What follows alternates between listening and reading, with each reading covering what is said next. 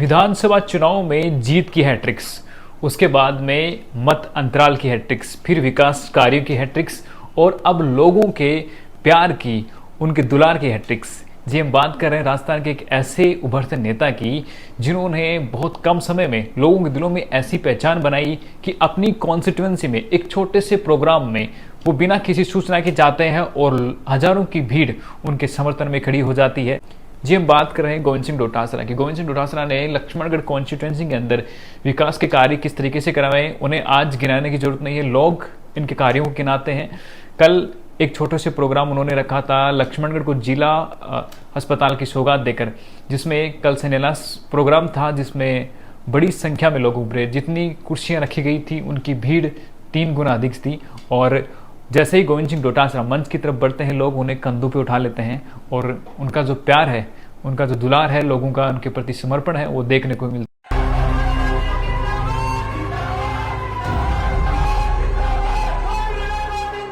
है।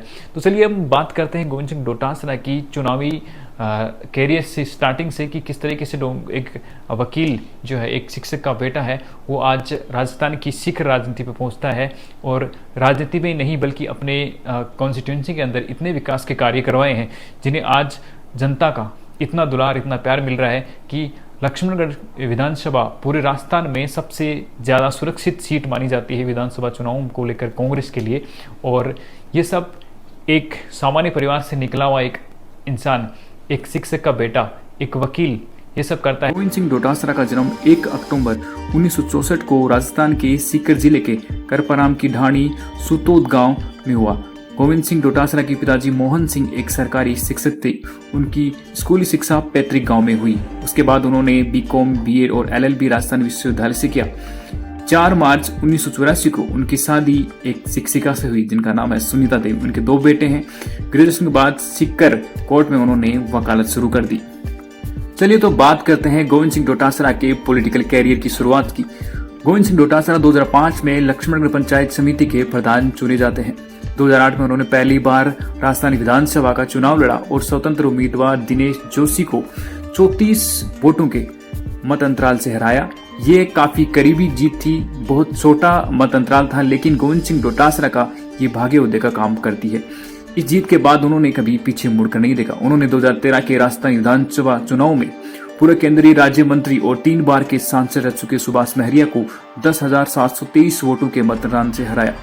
इस चुनाव में उनकी पार्टी कांग्रेस को प्रदेश भर में करारी मात मिली थी, लेकिन ये एकमात्र ऐसी सीट थी जिसपे इतने बड़े अंतराल के साथ गोविंद सिंह डोटासरा ने मोदी लहर को भी नस्तानेबूद कर दिया। आपको बता दें कि गोविंद सिंह डोटासरा 2015-16 की लोक लेखा समिति के सदस्य भी रह चुके हैं।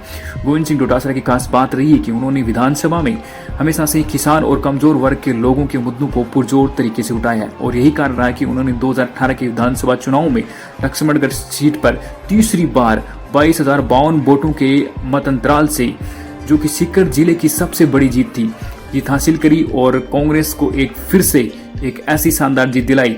अपनी विधानसभा में लगातार विकास के कार्यों को लेकर गोविंद सिंह डोटासरा चर्चा में बने रहते हैं। आपको बता दें कि डोटासरा ने 27 मई से 1 जून 2013 तक सिंगापुर में 24वें राष्ट्रीय संसदीय संघ यानी कि CPA सेमिनार में राजस्थान का प्रतिनिधित्व किया था। डोटासरा ने गोवा और विशाखापट्टनम में 16 और 17 अखिल भारतीय सचेतक सम्मेलन में भी भाग लिया। मोदी लहर जैसी दौर आया था, उसके अंदर भी राजस्थान में जब प्रदेश भर में 160 से ज़्यादा सीटों का नुकसान कांग्रेस पार्टी ने किया था, उस टाइम में भी ये सीट सबसे बड़ी जीत के अंतराल के साथ जीतती है। गोविंद सिंह डोटासरा काफ़ी इनिशिएटिव मोड के अंदर नजर आ रहे हैं। इन्होंने विकास की इतनी सौगातें दी हैं, साथ साथ में इतनी ज़्यादा रोडों का विकास, स्कूलों में उन्होंने भवन बनवाए हैं और तमाम तरीके के ऐसे विकास के कार्य किए हैं जिनसे गोविंद सिंह डोटासरा की एक जो छाप है यहाँ पे लक्ष्मणगढ़ कॉन्स्टिट्यूएंसी के अंदर, वो अमिट छाप उन्होंने छोड़ी है। और इनके प्रतिद्वंद्वी के रूप में अपन हम देखें तो सुभाष महरिया की अगर बात करें, अगर बीजेपी उन पर विश्वास करती वहाँ से टिकट सुभाष महरिया को मिलता है तो कहीं ना कहीं हो सकता है मत अंतराल रहे। लेकिन यहाँ पे हम फिलहाल की स्थितियों को देखें, फिलहाल के जो इनिशिएटिव उनके मोड्स हैं इनको देखें तो जनता का रुख जो है स्पष्ट थोड़ा थोड़ा नजर आता है। लेकिन फिलहाल कहते हैं कि बीजेपी लास्ट में कोई न्यू फेस के साथ मेरिकल यहाँ पे करती है तो भी चुनौतियां बीजेपी के लिए कम नहीं होगी।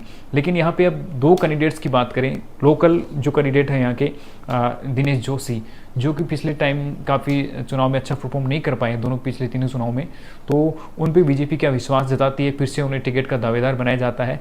इससे एक तो ये है कि बीजेपी का सिंबल का वोट प्लस जाति समीकरण के वोट है, वो कहीं ना कहीं बीजेपी के लिए थोड़ा फायदेमंद हो सकता है। लेकिन अगर सुभाष महरिया या हरिराम रणवा, जो कि दो उम्मीदवार यहाँ से काफ़ी समय से फील्ड के अंदर सक्रिय हैं, इन दोनों में से किसी को भी टिकट मिलती है तो एक चीज़ बीजेपी को यहाँ पे नुकसान हो जाएगा कि बाहरी हैं दोनों।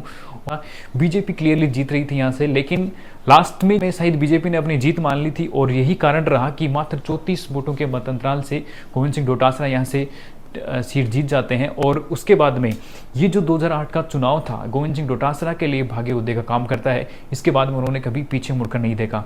इसके बाद में हम बात करते हैं 2013 के चुनाव में 10,730 वोटों के साथ में ये जीत हासिल करते हैं।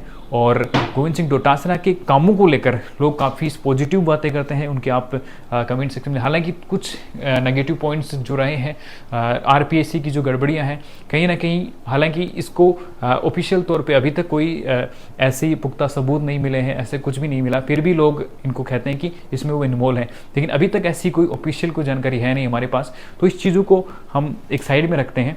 दूसरी चीज़ है कि 2018 के अंदर जो एक बड़ा मतअंतराल रहा था, 22,052 वोटों के जीत जो अंतराल था, वो सीकर जिले की सबसे बड़ी जीत थी और मोदी लहर भी यहाँ पे काम नहीं कर पाई। तो ऐसी स्थिति में हम देखते हैं कि गोविंद सिंह डोटासरा इन चुनावों के अंदर 2023 के चुनाव में, विधानसभा चुनाव में काफ़ी मजबूत स्थिति में नजर आते हैं। फिलहाल बीजेपी क्या यहाँ पे मेरिकल करती है, आपके हिसाब से किस चेहरे को यहाँ पे तवज्जो दी जानी चाहिए? क्योंकि यहाँ पे हम देखते हैं बीजेपी के अंदर बहुत ज़्यादा लोग जो है चुनाव लड़ने के लिए तैयार हैं। बहुत ज़्यादा यहाँ पे किस टिकट को लेकर मारामारी होनी है, क्योंकि कैंडिडेट बहुत ज़्यादा हैं। तो हो सकता है कहीं ना कहीं बीजेपी को इस चीज़ का नुकसान हो जाए। लेकिन यहाँ से तय है कि गोविंद सिंह डोटासरा लड़ रहे हैं दोबारा से, तो ये फिक्स है। गोविंद सिंह डोटासरा अर्लियरली ये चीज़ें कर रहे हैं, क्योंकि जो मैदान में पहले आएगा पहले पाव वाली सिचुएशन यहाँ पे हो सकती है।